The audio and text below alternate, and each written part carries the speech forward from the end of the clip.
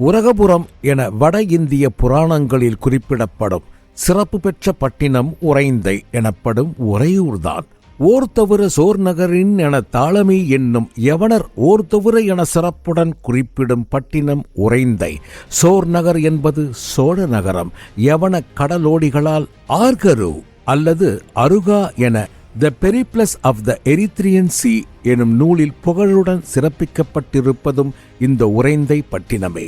துறைமுக பட்டினங்களையும் அவற்றிற்கிடைப்பட்ட தொலைவு, ஏற்றுமதி இறக்குமதி செய்யப்பட்ட பண்டங்கள் பற்றி விரிவாக குறிப்பிடப்படும் இந்த நூலில் விவரிக்கப்பட்டிருக்கும். கடற்கரை அல்லாத பட்டினம் என்றால் அது ஆர்கரு எனப்படும் உறைந்தை பட்டினம்தான். அக்காலத்தில் உலகப் புகழ் பெற்றிருந்த புகார் பட்டினத்திற்கு அடுத்தபடியாக தென்னகத்தில் புகழ் பெற்றிருந்த பட்டினம் எதுவென்றால் அது உறைந்தை தான்.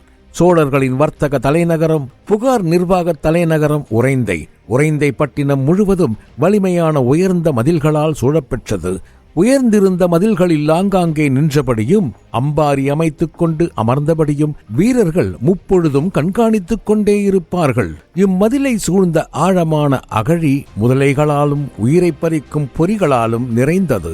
கோட்டையையும் வெளிப்புற பட்டினத்தையும் இணைத்திருக்கும் மரப்பாலத்தை உயர்த்தி ஆபத்து காலங்களில் பட்டினத்தை வெளியுலக தொடர்பிலிருந்து துண்டித்துக் கொள்ளலாம். இவ்வகழியில் நீலப்பூக்களும் அல்லியும் தாமரையும் மலர்ந்து அகழியின் ஆபத்தை மறைத்து அதனை அழகுபடுத்திக் கொண்டிருந்தன.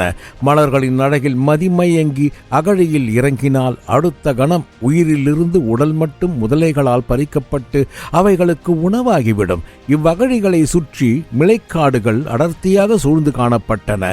இப்படி பெரும் பாதுகாப்புடன் இருந்த உறைந்தை பட்டினத்திற்கு இயற்கை காவலனாக பட்டினத்தின் வட திசையில் புனல் செறிந்து ஓடும் காவிரியும் கிழக்கில் உயர்ந்த மலையும், அதாவது இப்போது மலைக்கோட்டை ஆக அமைந்திருந்தது. இவை மட்டுமல்லாமல் உறைந்தை பட்டின காவிரியின் வடகரையின் திருவரங்கத்தில் வீற்றிருந்த திருவரங்கநாதரும் நகரை காத்து அருள் புரிந்து கொண்டிருந்தார். இப்படி பெரும் சிறப்பும் பெரும் பாதுகாப்பும் நிறைந்த தென்னகத்தின் பிரசித்தி பெற்ற உறைந்தை பட்டினத்தை பெரும் படை கொண்டு முற்றுகையிட்டாலும் கைப்பற்ற இயலாமல் எதிர்ப்படையினர் தோல்வியுறுவர். இப்படிப்பட்ட பட்டினத்தை போர் வீரர்கள் இல்லாமல், குருதி சிந்தாமல் தனது மதியூகத்தினால் கைப்பற்றிக் கொண்ட இருங்கோவேளை எண்ணி வில்லவன் வியக்கவே செய்தான்.